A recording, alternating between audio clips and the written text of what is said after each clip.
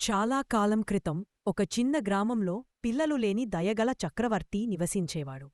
ఆయనకు తన తరువాత సింహాసనమెక్కే నిజాయితీగల స్వచ్ఛమైన హృదయమున్న వారసుడిని కనుగొనాలని కోరిక కలిగింది.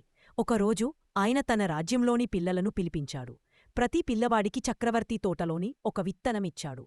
ఆయన చెప్పాడు, ఒక సంవత్సరం తరువాత మీ పెంచిన మొక్కను తీసుకురండి. ఎవరి మొక్క బాగా పెరుగుతుందో ఆ పిల్లవాడే తదుపరి చక్రవర్తి అవుతాడు. ఆ పిల్లల్లో రాము అనే ఒక బాలుడు ఉన్నాడు. అతను తన విత్తనాన్ని ఎంతో జాగ్రత్తగా నాటి ప్రతిరోజూ దానికి నీళ్లు పోసేవాడు. రోజులు గడిచాయి, వారాలు గడిచాయి, కాని ఏమీ మొలకెత్తలేదు.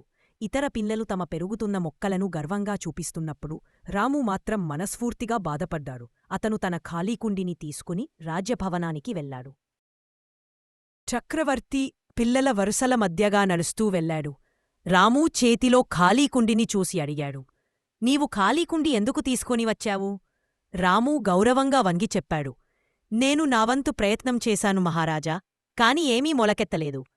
చక్రవర్తి సంతోషంగా చిరునవ్వు చిందితూ రామూ చేతిని అందరి ముందూ పైకెత్తుతాడు. చక్రవర్తి నవ్వుతాడు, నేను నిన్ను ఎంచుకున్నాను. నేను ఇచ్చిన విత్తనాలు మరిగించబడ్డవి.